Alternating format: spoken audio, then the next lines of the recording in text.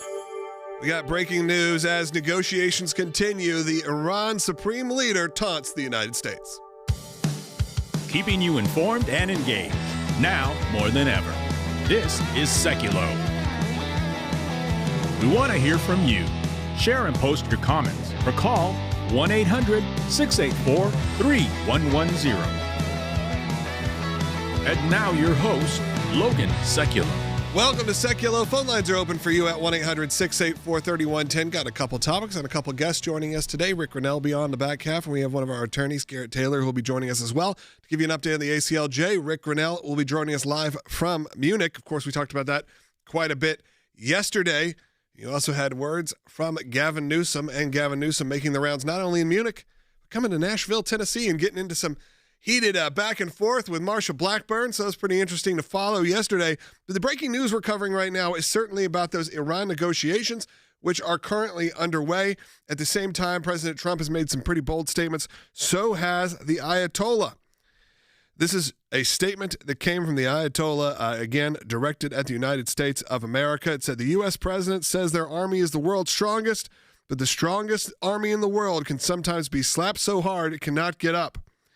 These are against comments made to the Iranian media, and you can find it also on X.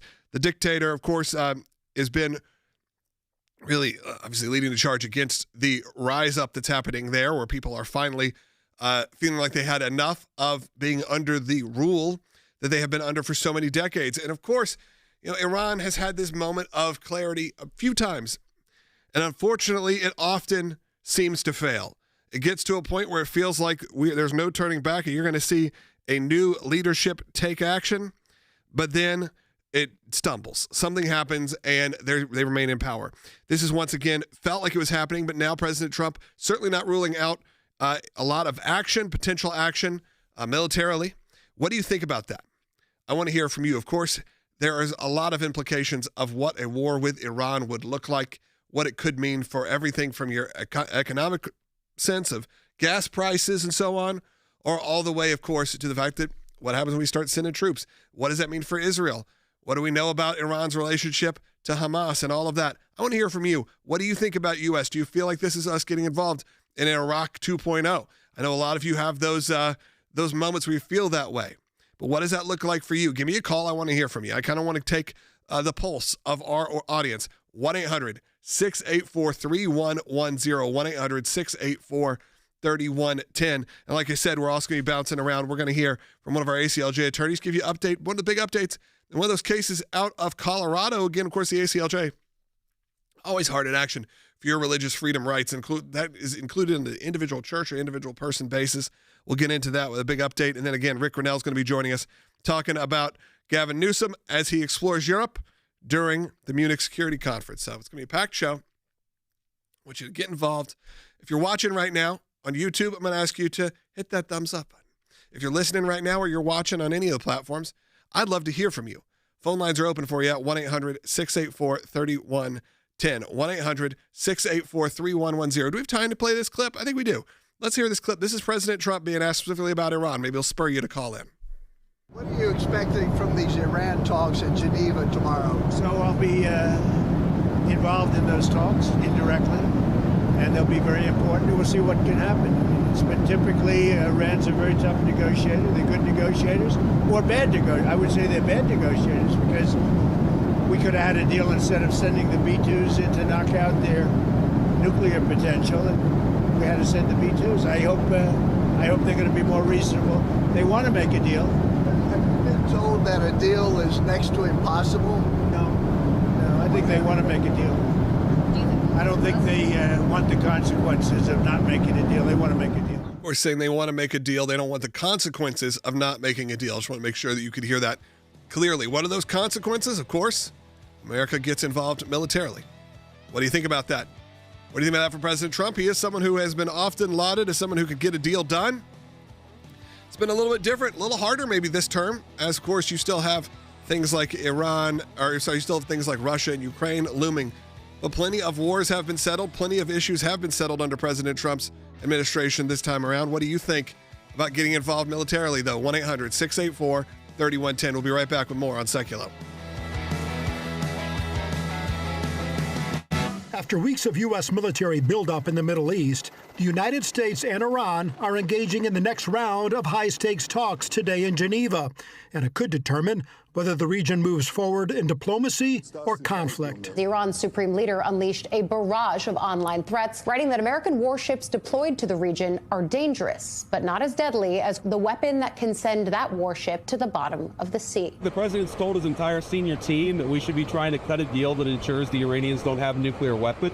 But if we can't cut that deal, then there's another option on the table. Iran's foreign minister writing in a post ahead of the talks that what is not on the table is submission before threats. Iran has to give up its enrichment capability. It has to give up its already enriched, highly enriched uranium. There's no reason except for a weapon that it's enriched to that degree. Also, its support for terrorism and its long-range ballistic missiles. Remarks made by the Iranian foreign minister after the talks relayed by Iranian state TV. So I'll just list some of the points that he made. He said in this round, compared to the previous one, completely serious discussions were raised and there was a more constructive atmosphere. He went on to say that they were able to reach a general agreement on a set of guiding principles based on which we will now proceed and move toward drafting the text of a potential agreement. So again, waiting for more from the U.S. side. We could have had a deal instead of sending the B-2s in to knock out their nuclear potential. And we had to send the B-2s. I hope they're going to be more reasonable. They want to make a deal. Have you been told that a deal is next to impossible? No, I think they want to make a deal. I don't think they want the consequences of not making a deal. They want to make a deal. He will always put diplomacy first and give it a chance, but it is backed by the very real stick of the United States military that we demonstrated to the world through Operation Midnight Hammer can be incredibly effective.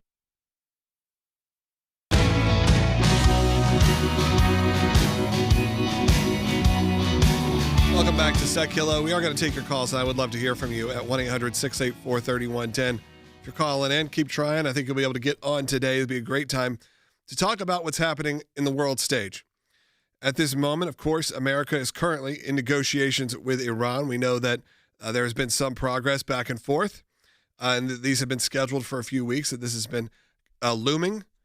But we also know that you have moments where you have someone like the Ayatollah, the leader of the country, making statements on X very publicly. I'm going to read you some of them. Tell me how if this feels like someone who's willing to come to the table. It says the U.S. president keeps saying that they have the strongest military force in the world. The strongest military force in the world may at times be struck so hard that it cannot get up again. The Americans constantly say they've sent a warship toward Iran. Of course, a warship is a dangerous piece of military hardware. However, more dangerous than the warship is the weapon that can send that warship to the bottom of the sea. Doesn't really feel like thinly veiled. And of course, two Iranian media said something more to the effect of the president says their army is the world's strongest, but the strongest army can sometimes be slapped so hard it cannot get up. This, again, coming directly from the leadership in Iran. At the same time, President Trump said they want a deal. They don't actually want to go to war. We know what that will look like. And I want to know what you feel about that. What does a war with Iran mean to you? President Trump certainly has not ruled out this, as he has really taken a interest in the crackdown that they've had on the nationwide protests that, of course, have killed thousands of people. And again, President Trump, like I said, has not ruled out military force, and it somewhat has continued to threaten it, somewhat to the point where you do get concerned that people will start treating it like it's an empty words, that you're crying wolf, that you're actually not going to do it. But we know from this administration that certainly out of nowhere will wake up likely one day without much warning to potentially an attack in Iran. And what does that look like? Of course, we saw that already when they destroyed the nuke facilities in a direct response, really, to what was going on, not only with the nuke deal, but with Israel and Hamas. And a lot of you are calling in right now because I do want to hear from you, the American people. I think it's important to check where you're at on this. Some of you have flashbacks to a world in war during the war on terror, of course, in Iraq, which a lot of you may have concerns with now, looking back on it. Hindsight's obviously 20/20. I think there's some people that still see it as something that was overall a positive. But you also had a President Trump who ran really on a no more wars platform, dangling a potential war with a country who's currently in the middle of an uprising. And an uprising, by the way, that you would love to see a regime change there. I think a lot of us grew up in an era where we think of Iran specifically as it is now, but you forget what it was. You forget the technological advances that they had, that the great Persian people that have come to America who have done amazing things. A lot of the big companies that use Uber, so on, a lot of these were created or co-created by incredible Persian immigrants or families who came from Iran who then, their next generation, delivered some life-changing technology and life improvements, really, for the American people. These are smart, amazing people. And they are sick of it, and they're fed up, and they're in the streets. But they're getting killed for it. And in moments where you think that finally that they have spoken out so loudly that there's no turning back, the negotiation table seems to reopen with America. And what does that look like? Give me a call, as I said, at 1-800-684-3110. I want to take a call already. Let's go to Lewis, who is calling on line 1. Lewis, go ahead. Hi, thanks, guys, for having me on. Iran has been a problem, a threat, a deadly element to both the United States and Israel and so many other countries as long as I can remember. And I really feel, honestly, that now is the time to end this. And I don't care if my gas is $5 a gallon. I don't care if I don't care if my retirement portfolio goes down significantly. I think now is the time. I think that if we don't act and act completely and decisively and clean house there, that for the next generations it will get worse and worse. Yeah. Well, Lewis, that's a big, bold statement. I don't think a lot of people would feel necessarily, they may agree with you in principle, but there are not a lot of people who are willing to say, yeah, I know my gas is going to go up. I know that there's going to be issues. Obviously, whatever boots on the ground looks like in 2026, which I still think is very different. But you're talking about, risking lives for it to hopefully empower a next generation, a safer, stronger Iran and a safer, stronger America because of it. I am curious if that's where other people stand. Phone lines are completely jammed right now. So I know you have a lot to say. We're going to try to get to as many of these as we can. For those who are just tuning in, though, I know a lot of you do, you may be wondering what President Trump has to say. We played this in the first segment, but I think it's important to play it back. Let's go to bite 1 once again. What are you expecting from these Iran talks in Geneva tomorrow? So I'll be involved in those talks indirectly, and they'll be very important. We'll see what can happen. It's been typically Iran's a very tough negotiator. They're good negotiators, or bad negotiators. I would say they're bad negotiators because we could have had a deal instead of sending the B-2s in to knock out their nuclear potential, and we had to send the B-2s. I hope they're going to be more reasonable. They want to make a deal. Have you been told that a deal is next to impossible? No, I think they want to make a deal. I don't think they want the consequences of not making a deal. They want to make a deal. They want to make a deal. They don't want the consequences, as I said earlier. They don't want the consequences of not making a deal. Of course, while the Ayatollah makes very thinly veiled threats, I think you'd say President Trump also similarly is saying, we are not ruling out any sort of military action right now. And of course, Iran will say, in terms of their nuke facilities, they'll say, we don't do any of that. None of that actually exists. Though we know, I'm trying to find the number. I think I just had it just a moment ago. The number is staggering of how much. Iran has denied it's been pursuing a nuke weapon, despite having at one point enriched at 60%, far above the threshold needed for a power plant. Now, that's from the news. That's not our sources. So that tells you what you're actually dealing with here, how you trust them. What does it mean? He said they're good negotiators, then kind of came back and said, well, they're bad negotiators. But I think I know what he means. They're strong negotiators, at least you could say, whether you think that they are being foolish or not. Let's go ahead and take another call. Let's go to George in Florida, line 3, watching on the Salem News Channel. Go ahead, George. Yes, my comment is that they have to have their teeth pulled. Otherwise, there's not going to be any peace. I remember in '79 when they took over the embassy, and everything these people do, especially I think it's called the Republican Guard and the mullahs. Boy, I can't stand those people. They have to be eliminated. The Houthis, Hamas, Hezbollah, they're causing all the problems. And just think what this world could be if the Middle East could get it together.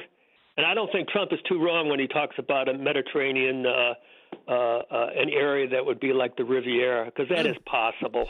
Oh, George, it's a beautiful area of the world. If you take away what you're having to deal with from a political and really it's political. I mean, I wouldn't even say it's religious. A lot of this is people who are striving for power, dictatorships.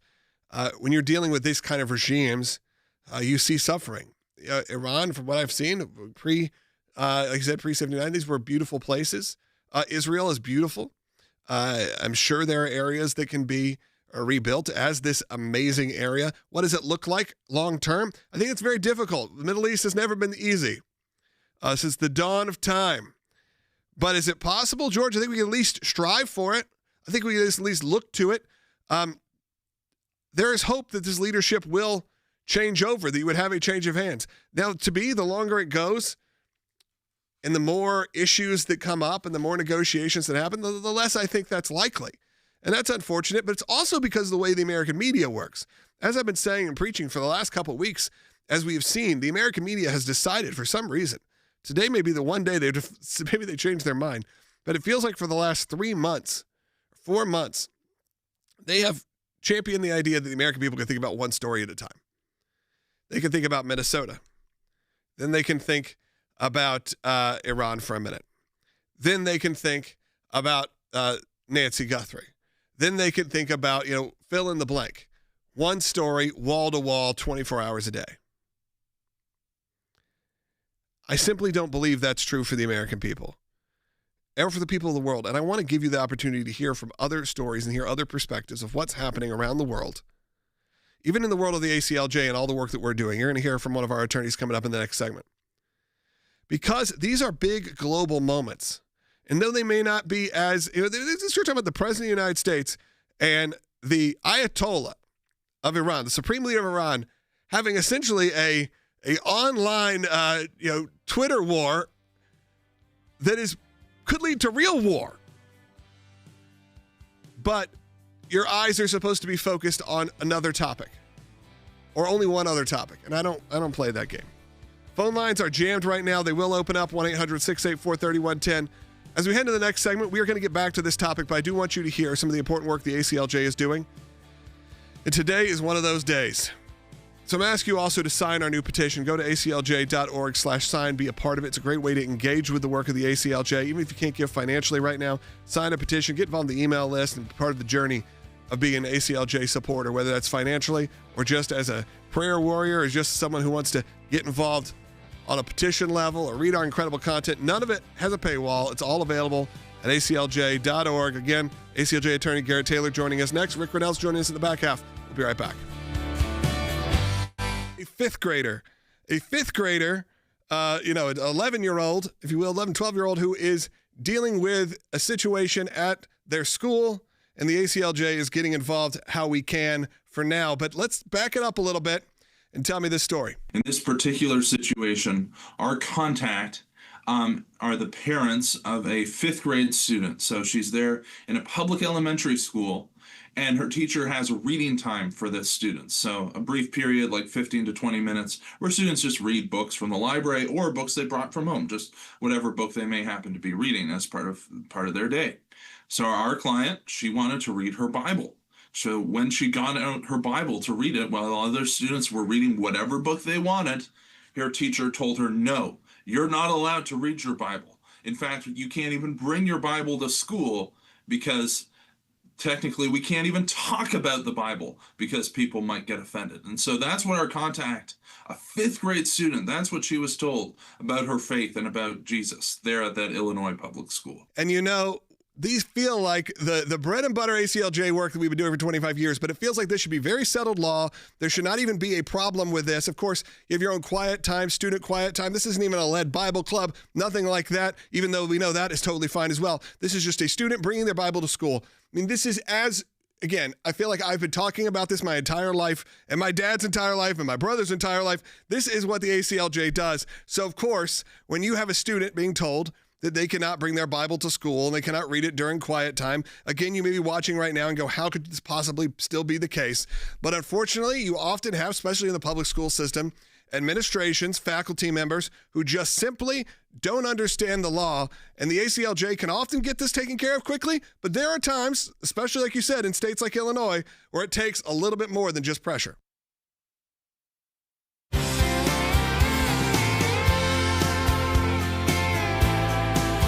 Welcome back to Sekulow. We are going to take more phone calls. We have two lines open at 1-800-684-3110. Look, always within the show, if I have the opportunity, I want to showcase not only one of our ACLJ attorneys, but also updates on some of these cases that you've been following now. Some of them for years, it feels like, but some of them just for months. Garrett Taylor's joining us right now. Garrett, I want you to kind of give us, first, we got to kind of take a step back. Give me a background on this specific case. I know a lot of our audience remembers it as soon as you jog their memory, but they'll maybe need a little bit of a refresher on what we're talking about here because there are some updates. Yeah, and this is a case out of Colorado, Northglenn, Colorado, to be exact. If you remember, we filed a lawsuit back in November against the city of Northglenn on behalf of pastors and members of 3 local churches out there who regularly minister in a local park. They have a ministry that worships and serves the local homeless population there. And this food, everything, just they take care of them. Exactly, and the city took issue with this. They they subjected our clients to private meetings with city officials, which they have not done with other groups. They passed a ordinance which prohibits our clients from simply gathering in the park to exercise their faith, and eventually cited them under that ordinance. And we fought the city on the criminal side of things, and eventually, as you may remember, those charges were dismissed by the city. So started with a success. We moved forward. Things were great. But then it doesn't seem to, all these cases always, they never seem to just wrap up in a bow and it's over for at least the beginning stages. So far the battle has shaped to, we've got to the point where criminally we're all good, but it's not over. Right. And the rules, the ordinance is still there, and that's what we're challenging. The ordinance bans groups of 5 or more people from gathering in the park on a recurring basis. And so we filed the lawsuit in November. The defendants filed their answer, and now we'll be in court next month for a scheduling conference to go over some deadlines for this next phase of the case, which is discovery. And here, this is the critical aspect of the case, critical phase in the case, where we will gather all the facts and evidence, including requesting all sorts of documents and sitting these city officials down in depositions to shed light on what exactly happened here. Right, because we'll find out in these situations, like you said, criminally, a charge could get dropped, but like you said, the law it's still in the books, the rule's still in the books. Just because our client is taken care of from that point of view, we want to make sure that in the future, everyone. So when you support the work of the ACLJ, you understand that we're not just representing one client. Of course, we are representing clients, but we are representing communities, we're representing the country, and make sure that these kind of rules don't stand. Why do you think, though? The city was very, the city seemed to be specifically targeting this group, and now you're at the point of going, okay, like you said, sit them down and say, how can we get this changed? Is that really what the next step is? Right, and we're trying to figure out exactly, why this rule was passed. Why they haven't gone after other, similar groups. And, our clients were the only ones that were cited under this ordinance. And we're going to try to figure out exactly why that happened here. And that's so important, as you mentioned. It doesn't only, help, our clients in this case, individual clients, but it helps, the whole city of Northglenn, Colorado. It'll set precedent for cities all around the country that, will try, if they try to enact a similar rule, they'll be faced with the same opposition. Yeah, so that's why we have people like Garrett who are able to go on the ground to be a part of these, journeys with our clients, but also help impact what the future of really America can look like. And we always want to shed, when I start this show and we talk about negotiating with Iran and we're talking about big picture things will come, war, all of these moments. We're going to go next over to Rick Grinnell in Munich. He's over at the Security Council. These are big worldwide events. And I understand sometimes those feel like, yeah, that's why I support the work of the ACLJ. They're on these global stages. And look, that is very, very important. But what is just as important is that people like Garrett can go with this group in Colorado and take care of a church that wants to meet in a public park. Or you heard yesterday of the fifth grader who just wanted to bring their Bible to school for quiet time, to read whatever they wanted to read. Of course, a lot of this is ACLJ cases that feels like we've been arguing for 35, 40 years. But people need reminders that this is not how it all works, and that is why we have such an incredible team. So I always want to tell you, when you're supporting the work of the ACLJ, you're not just supporting these big lofty dreams that we talk about and these big goals and going to the UN. You are doing that. Because trust me, a flight to Geneva is a little more expensive than a flight to Denver. However, both are expensive, both have real costs, but the cost never is incurred by the client. And I know I always reiterate that, but I want to make sure you understand that when one of these church groups comes to the ACLJ and says, we need help, we are being told we can't be in this public park anymore, and we don't know what to do, they don't have to incur a bunch of outside legal fees. Because people like you support, and you support on a financial basis, and we appreciate all of you that do that. We appreciate everyone who prays for the organization, for our team, for people like Garrett who are out there in the field doing the hard work. We appreciate everyone who just even watches this show each and every day. But of course, if you can support financially, I encourage you to do that. As we wrap up this first half hour of the show, it is important that I always let you know, because some of you lose us here. We are available live every day, 12 to 1 p.m. Eastern time, throughout the world on ACLJ.org, on YouTube, on Rumble, on X, on Salem News Channel. We are available on all those outlets for the full hour live. Many of your stations do carry it, SiriusXM and others. But if you don't, that's a great way to do it. You can also find us archived later on as our podcast feed, however you get your podcast. You're smart enough to figure that out. You can go to ACLJ.org, though, for all of that content that's available there. But what I'm asking you to do right now is when you hear about these cases, maybe one day it will be your church, maybe one day it will be you, and you want to have us be there for you. And we're able to only go and hire, the incredible team that we have here, whether it's senior attorneys that have been here for 30 years or people like Garrett who have been here for a handful of years who are just starting their legal journey, but we're able to put them in the field in places, like I said, like going to Colorado and handling these situations or in states where you maybe not even think, Texas and some of these others where you've had issues. You never would assume that you'd be having the issues that you're having, but it's currently the climate of America right now.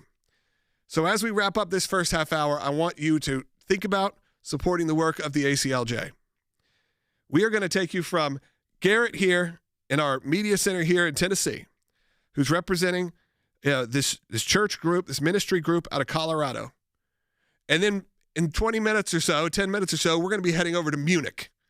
And you're going to be hearing from Rick Grinnell, who is there at the Munich Security Council. And we're going to be talking about the current governor of California, who's, by the way, making his way to Nashville this weekend, who's also in Munich. We have so much to cover.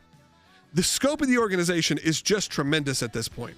And we had groups in yesterday from all over the world who want to partner with us here at the ACLJ. But to me, the most important voice has always been yours. So I'm going to ask you to take this opportunity as we head to break to pray about supporting the work of the ACLJ. Usually this is where I want to say I really need your phone calls. Right now, our phone lines are completely jammed. Where were you yesterday? Okay? I was sitting here by myself. Could have used you, but no, stay on hold. We're going to get to you. Again, we appreciate all of the support here at the ACLJ. Garrett, thanks for popping on. And we'll have you back on here soon, I'm sure, whenever there's an update. We'll be right back on Sekulow, but again, stay tuned. Second half hour coming up. Find it at aclj.org, wherever you get your podcasts. We'll be right back. Welcome to the all-new ACLJ app. Expert analysis and insight big tech can't censor. Customize your news and get real-time alerts on the issues you care about. Advocacy is now at your fingertips. Take action, make a difference. Support the causes you care about with just one tap. Be the first to know. Breaking news alerts sent straight to your inbox. Everything you need, all in one place. Stay informed, stay empowered, download today. We are so excited to announce the ACLJ's brand new app, completely redesigned to provide you with the best tools available to partner with us at the ACLJ. You can watch the daily Sekulow program, sign the petitions, customize your ACLJ membership experience, donate with the click of a button, and receive up-to-the-minute critical updates that the mainstream media can't censor. Just scan the QR code on your screen or go to your phone's app store, search ACLJ, and click install. It's that simple. Keeping you informed and engaged, now more than ever. This is Sekulow. And now your host, Logan Sekulow. Welcome back to Sekulow. We have a packed second half hour of the broadcast right now. A lot of you have called in with your thoughts on Iran and how Trump is going to get involved in Iran. The Trump administration could get involved to just reset. There are ongoing meetings, ongoing negotiations. President Trump had some pretty bold words saying, you know what, I think they do want a deal. We need to make sure we try to work towards a deal. At the same time, Iran's supreme leader essentially taunting America once again. Not uncommon for the Ayatollah. But here's what he said on X and, of course, through foreign media, which I think you kind of need to hear both translations because I think they're both a little different. On X in English, but the U.S. president keeps saying that they have the strongest military force in the world. The strongest military in the force in the world may at times be struck so hard it cannot get up again. The version that was published by Iranian media said the U.S. president says their army is the strongest in the world, but the strongest army in the world could sometimes be slapped so hard it cannot get up. Subtly different, but maybe a bit more, extreme, a bit more propagandist on the second one. And, of course, he also said that the Americans constantly say they've sent a warship towards Iran. Of course, a warship is a dangerous piece of military hardware. However, more dangerous than that warship is the weapon that can send that warship to the bottom of the sea. And again, this is just today. All of those posts were made on X. So where do we lay right now? A lot of you have called in. There are concerns. In the next segment, we're going to be joined by Rick Grinnell. We're going to be pivoting a little bit, talking about what's going on in the Munich Security Council. Also talking about how Gavin Newsom has gotten involved in that situation. Rick's going to be joining us live from there, so it'll be pretty interesting. But let's go ahead and at least take one phone call. A lot of you have called in, and I want to make sure we get to you appropriately. We do have an ACLJ champion, George from Georgia, on line 5. Let's go to George, because when you're an ACLJ champion, someone that gives on a monthly basis, I want to make sure you get a little bit of a preferential treatment. I know some people don't like that, but you know what? It's part of the perks here. George, go ahead. Thank you. I appreciate it. I appreciate all you do. Listening to this talk about Iran takes me back to two things. One, when President Obama did not support the uprising in Iran, a lot of conservatives really spoke out against them. But now we seem to have a very similar type of situation, and it seems to be totally different. I don't think the Iranian people in power right now are people that we can trust anyway. I just wonder where your thoughts are on that. George, yeah, I think the Green Revolution, all that, it does give you flashbacks to that as well, where you thought there would be a moment and the United States just simply didn't maybe get involved as well as we could have, and we still see the Ayatollah in control. The uprising over the last few weeks felt like it had hit a point of no return, and I can't say necessarily I feel that same way. I am conflicted, as a lot of people are, on how far you get involved in this. Now, I'm probably more on the side of get involved. Let's just do it. But I understand the global impact of it. We had one caller called in and said, I don't care if my prices go up. I don't care if my oil hits $5 a gallon. I don't care if I go through some financial hardships, if it means a better free world and a better Middle East, which will be a better thing for the entire planet. And while I agree with the sentiment, I think you have to judge some of this based on the American people and how it affects us and how it will affect us in a bigger, broader scale. We only have 1 minute in this segment, but if you are on hold right now, I want you to stay on hold because I will get to you coming up in the final segment of the show. We just opened up one line, though, at 1-800-684-3110, 1-800-684-3110. Rick Grinnell's going to be joining us in the next segment. Rick is joining us live. He is in the Munich Security Council area, so we're going to talk about that security conference. And we're going to talk about his favorite person, the governor of California, who is making his rounds right now in Munich and then making his way to Nashville, Tennessee. Right down the street. If you'd like to be on the show, by the way, I'd love to have him. If you're in the area, Gavin, come on by. The door is open. Not literally, but if you reach out, we will let you in because I actually would love to hear from you. And based on this event that you're having here in Nashville, I actually would have liked to. Because I would have liked to have heard what you have to say. However, there's some interesting quirks about that event that I find pretty funny and pretty on brand for Gavin Newsom. Who wants to go to a book signing but don't get it signed? We'll be right back. Never in the history of the United States of America has there been a more destructive president than the current occupant in the White House in Washington, D.C. Newsom claimed at one point that Trump struggles to stand up to character and conviction, insinuating that those are qualities that Gavin Newsom possesses, which I think was the funniest part of his speech. Stop bending the knee. Don't sell your soul. You can lose one of the most important allies you have in the world, the United States of America. U.S. can lose its republic. We're celebrating the historic project of our founding fathers, 250th anniversary this year. And we've got President of the United States who's trying to wreck our country. Gavin Newsom should be in L.A. He should be rebuilding Pacific Palisades, which isn't. He should be fixing a deficit, which is enormous. There's 75,000 people on the streets of L.A. I don't know why he's in Davos and Munich. Trump is temporary. It's important. I understand that. He'll be measured in a matter of years, not decades. If he were a younger man, I wouldn't necessarily say that. No question. He would seek a third term. Unquestionable in my mind. I don't say that lightly. I can back that up. But his time of life, not his state of mind, make this a temporary moment. Gavin Newsom should focus on fixing the problems of his state, where he should be cutting taxes and cutting regulations and lowering crime. And instead, he's doing the exact opposite.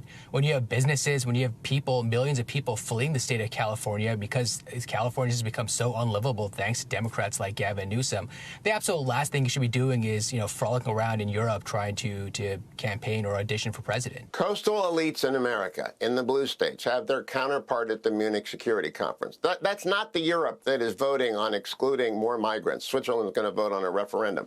It's not our allies in Japan, which is in the middle of a crisis with China, by the way. Takaishi has got a Chinese fishing boat. They're not going where there's problems. They're not demonstrating any kind of competence, and they're simply incapable of communicating American strength.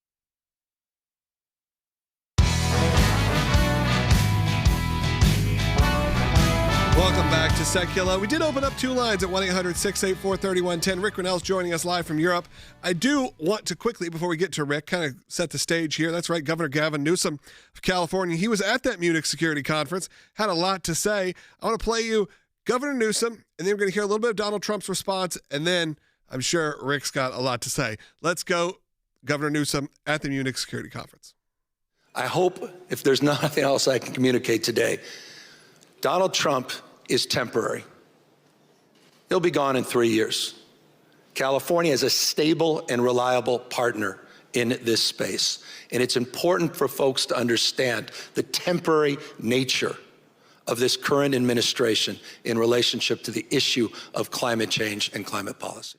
Clearly starting to make his rounds. We've known that he even said it would be disingenuous for me to not say that I'm not running for president.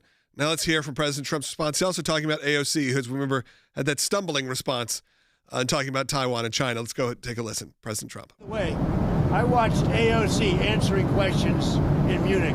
This was not a good look for the United States.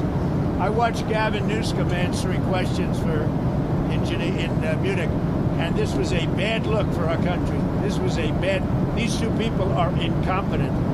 And at least Hillary's competent. She's just Trump deranged. She was so deranged. She is an angry woman. But I watched the other two speaking and answering basic questions. Look, Gavin has destroyed California. And AOC, I never heard her speak very much. And they started answering questions. She had no idea what was happening. She had no idea how to answer, very important questions concerning the world. But she can't answer questions concerning New York City either, because New York City is got some problems. Again, that was President Trump, his response to this. Rick, and we also know, I want to get your read of the room as you were there in terms of Gavin Newsom's response and how he did there. But we also know Gavin Newsom's going to be still making the rounds and actually making his way to Nashville here in just a couple days. But from your global perspective, what are your thoughts? Oh, Logan, there's so much there. I don't even know where to begin. First of all, let me just say that I was at the Munich Security Conference. I saw Gavin Newsom walking around. He was we've all been to those conferences where someone is just kind of walking around to the crowd looking for a camera. He didn't really have appointments. He was just, looking to see if he could talk to people. It made me very uncomfortable as a Californian to see our governor just really, floundering in Munich. And then when he started to speak, he went to this crazy radical climate change talk in Munich, and he just doesn't know how to read the room of Europe, because the Europeans are waking up realizing that all of their green energy under, Chancellor Merkel in Germany and some other leaders, they're waking up to realize that the green energy focus of getting rid of nuclear energy, getting rid of coal, was really a disaster for them. And to be honest, it is a very short link to the push for green energy and the over-reliance on climate change policy to run a government. It's not that far to say that the problems that we have in Ukraine are simply because of leaders like Chancellor Merkel relying on green energy, relying on this climate change activism, which created the problem for the Ukraine war. Germany became dependent upon Russian gas because it was getting rid of its own ability to find large-scale manufacturing-based energy needed for a manufacturing-based economy. And it created this dependence. And so Gavin is over there talking about going backwards, and I think it really made a lot of Europeans uncomfortable. And finally, I'll just finish with the point that he's making about climate change and these new environmental policies is a terrible issue for the car industry. The car industry does not want to make two different types of automobiles, one for California, one for the rest of the world. That's exactly what Gavin is pushing. And doing that in Germany with the German car manufacturers is a disaster. Yeah, it just seems like he can't read the room in those moments. And that's been maybe a problem with Gavin Newsom in general, is when you get to these moments where he could have maybe be that shining star that he wants to be. You look at what's going on in Europe, it's not dissimilar to America. There are people who are even on the side of him in terms of green energy and all the changes that can be made who go, you know what, that is not the number one problem right now. We have a lot of issues to be dealing with in Europe. We have a lot of issues, obviously, to be dealing with California. We've seen so much disaster happen in California. Start cleaning up your own backyard, if you will. But we also know that there's a lot of big issues that are not dissimilar to where America is right now, where even those who care about green energy, and it may be a little bit down their list of priorities right now when you feel like your city is burning. Well, one thing is clear is that I think President Trump has done a very good job of reminding the world that Republicans want responsible energy policies, responsible environmental policies. Nobody wants dirty water, dirty air, but having California demand that a car is uniquely manufactured just for California, which is what Gavin has demanded and what is happening right now, a completely different car to be shipped to California. I don't think that California is so unique that it needs different cars manufactured in Germany. Yeah. That's exactly what's been demanded of Gavin Newsom. And he's been obviously positioning himself as this sort of antidote to Trump. You saw that in that statement that he made saying, just give it 3 years, it is what it is. And then he signed like a really like on paper response to Ukraine saying, I will be your champion here. It feels very much as he has done in California, which is a lot of, even the way he's trandled with, I will be the friend to conservatives. It's a lot of paper and it's a lot of fluff. It's a lot of spending, too. Let's be really clear. He has never been able to get a handle on a budget because he doesn't care. He just spends taxpayer money. And I hope the Democrats nominate him because his spending habits, his crazy radical ideas do not work in the Midwest. Well, they don't work in swing states. Yeah, and he's coming here to Nashville. I texted you last night because they made a big deal. Go see Gavin Newsom. He's doing a book event with one of our local bookstores here. And look, as someone who is just curious, and curious specifically with politics, I'm like, let's see what he has to say. Maybe I'll check in what's going on. Gavin Newsom is coming here. Why not? And I look it up, and I go, it is the most on-brand Gavin Newsom trying to be man of the people, but somehow disconnected, which is he's coming to Middle Tennessee. He's getting in an X battle, a Twitter battle with Marsha Blackburn. about, coming to Tennessee and the great policies that we're going to turn Tennessee blue. And then you start reading about this book event. And unlike any other book event I've ever been to on this scale, where you spend $50, $75, whatever it is, to go to this book event, usually, okay, there's either a line where you get your book signed, you get a picture. Okay, they don't do that. They pre-sign the books. They give them to you. What they tell you in this one is, not only are you getting the book, you can pick it up later. Gavin does not have time to sign these 100 books. So sorry, unsigned. Man of the people, as you are. I hope I get to see a picture of you and Gavin at that book signing. I hope you go. I would love to do it. I told you, open door, I said that already. I said, you know what, if he's in town, if he is the man of the people, I'm happy to hear from him. I'm happy to talk with him because I think, I believe, like you, Rick, that California and New York City and these places, they are shining stars, if you will, this country. They can be at least once again. And they were at one point, and I'm not abandoning ship on California, and I'm not abandoning ship on New York. These are places that everyone in the world wants to visit, and there's a reason. Just because they have bad leadership right now doesn't mean things can't get turned around. I know you've been championing that charge for a long time. I'm so glad that you say that, Logan, because the reality is that there are millions of Californians who are filled with common sense, want to vote for conservative policies. They just have to be encouraged, one, to get out there, and then we need a few more people who are sitting on the sidelines to register to vote. Remember, 50% of your neighbors are not even registered to vote. And out of the 50% that are registered, 40% show up for the polls. So the number of people that are electing politicians is so small that if we just had enough people say, you know what, I want to get involved, I want to do what I can do, I'm going to go vote, I'm going to make it a priority, but to vote, you've got to register to vote first. If we had enough people do that, you could really swing California. And remember, Los Angeles County is the largest county, not only in California, but in the entire country. You could flip a presidential race by flipping Los Angeles County. That's wonderful, Rick. Thank you so much for joining us. Enjoy Europe. Enjoy your time as much as you can there. When we get back, now it's time to hear from you. We did open up 3 lines, and I want you to be one of those people. Give me a call right now. If you want to be on the air, this is the time to do it. Probably last call to get on the airs right now. 1-800-684-3110. See you in the chat. You say sometimes, Logan, you say it too fast. 1-800-684-3110. And while you wait, or if you don't want to call in, great way to get involved with the ACLJ. Go to ACLJ.org right now. Go to ACLJ.org. Nothing is behind a paywall. Incredible content posted each and every day because people like you support the work financially. Again, at ACLJ.org. We'll be taking your calls and comments when we get back for the last segment of Sekulow.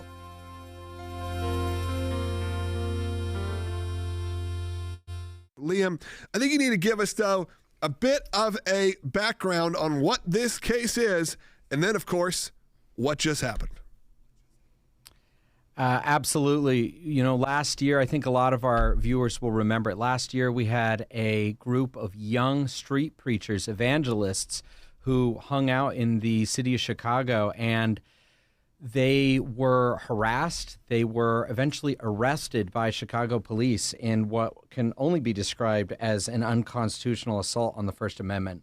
The ACLJ stepped in, and we represented them, one, in their criminal case. We got those charges dismissed. But then also, we're suing the city of Chicago. We said that this has to stop, and the First Amendment means that these kids have a right to preach on the street, and we got some major developments this week. All right, so then let's break it down. Because I know a lot of people have been following this. If you're supporters of the ACLJ, you may have gotten emails about it. You may have gotten blogs about this. You may have read about it. You may have heard about it here on this show. When you hear about these street preacher cases, specifically in places like Chicago, when you visit one of these major cities, you're likely going to encounter a lot of different views, a lot of different people with a lot of different points of view, often with small amplifiers. It's just, honestly, it's sort of the charm and the nature of a big city. But the ACLJ had to get involved directly, and right now, today is a significant victory for us. Free speech, freedom of religion, retaliatory arrest, unlawful arrest, that all those claims can proceed. And we're going to start the grueling process of litigation, but that means discovery. We'll see what that means, and we can really start to look at the city of Chicago see what was going on behind the scenes, what was motivating these arrests. And, I think I speak for everyone on the ACLJ team working on this case. We are absolutely just champing at the bit to get into Chicago and start to vindicate these young men's rights.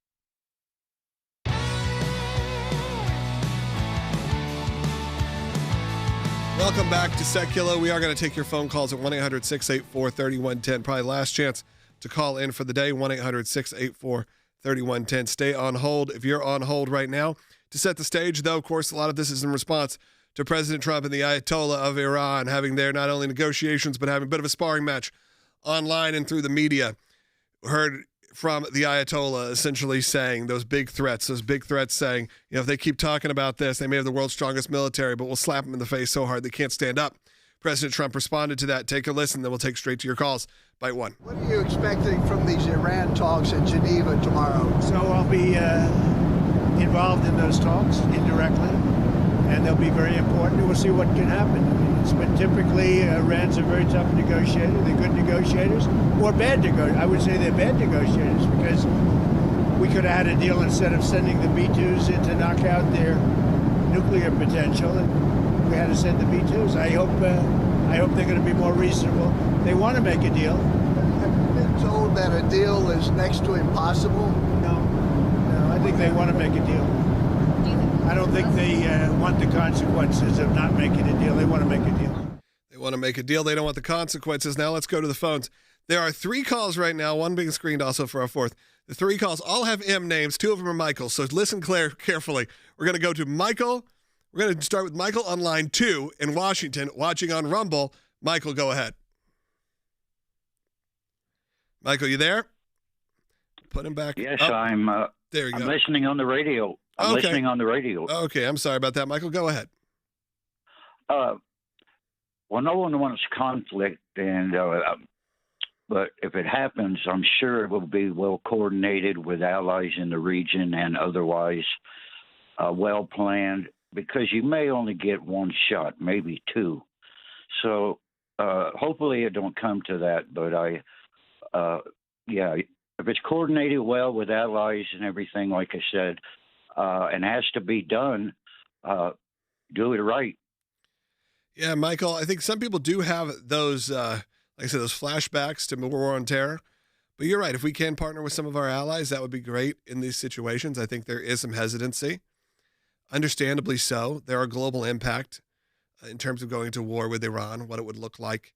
And what does war look like, again, in 2026? I don't know what an on-the-ground war looks like. I think it could be very different with the world of drones and the world of all of these other kind of more strategic strikes. We kind of can look at what happened with Israel and Gaza and go, that was more of a traditional on-the-ground kind of war. Now, what does that look like for America and American troops, and what could that be? I think that opens up a lot of doors. But thank you for calling, Michael. I appreciate it. Let's move on to, let's go to Mansour, who is calling in Tennessee. I'll watch it on Rumble. Go ahead. Hello. Yes, I am second generation Iranian Persian. You have to punch the mullahs in the mouth. It's hard to negotiate with them. But I think President Trump has made 3 key mistakes. I'll list them quickly. The first one is he told the Iranian people he has their back.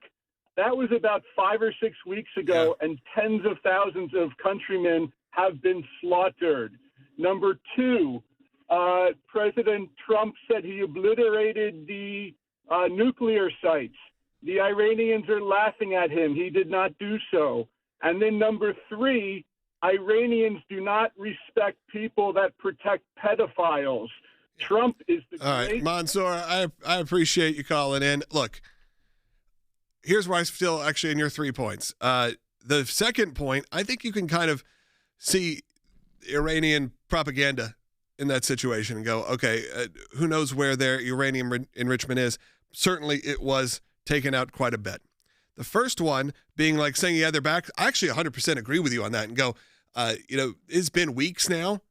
And if you heard my enthusiasm a month ago, it was much different than it is today. And I said that. I think a month ago, I was overjoyed with the chance that you were going to see a true revolution happen there.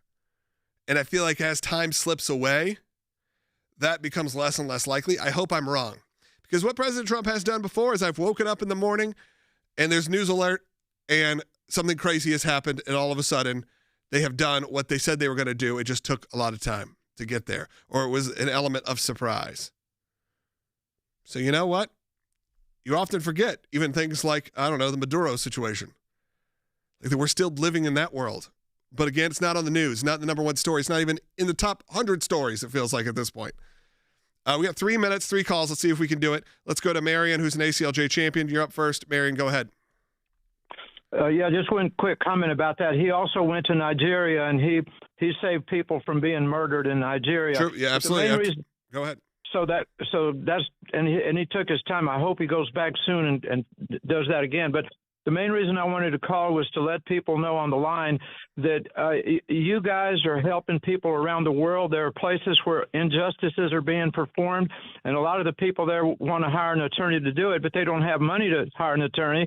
And our money goes to fund some of those locations so that attorneys can be hired and they can protect people around the world. That's why you've got offices in Europe and elsewhere. So I just wanted to commend y'all for that, and I wanted the public to know that was the case. Marion, I appreciate that. Look, it is sometimes hard, like I said, to pitch our worldwide scope.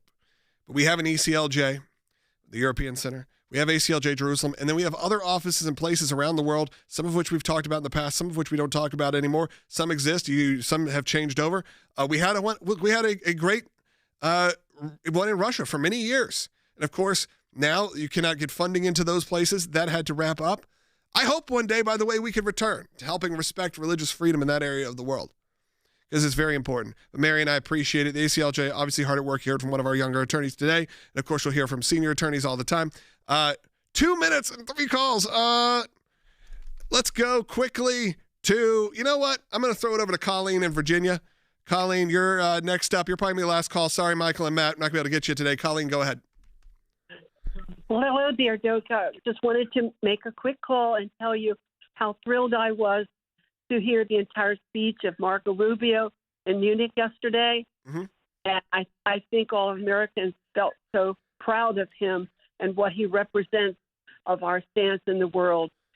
If ever there was a knitting together, Marco hit the target, because he said we are all, most of us are from Europe and started yet our own country here. And he was very... Sure. If you don't know what, Colleen, only cutting you off for time. If you know what you're referring to, go back and listen to our show yesterday. We spent a lot of time talking about Marco Rubio's speech at the Munich Security Council, and she's right.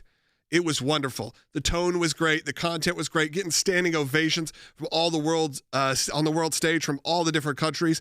It felt like a moment of, okay, I could see what a future can look like that's a little bit more unified once again, where Europe actually comes on board and America can work together. I was enthused by it. I know a lot of you have supported Marco Rubio over the years. Many of you probably voted for him in a primary here or there. Maybe you supported him as maybe you're a Floridian. I know we had a huge Florida audience. But I thought it was a breath of fresh air. Colleen's right. And you wake up into a world of chaos. And you have Gavin Newsom saying, President Trump's temporary. He's only 3 years left. Well, then we got to start looking at what the future is.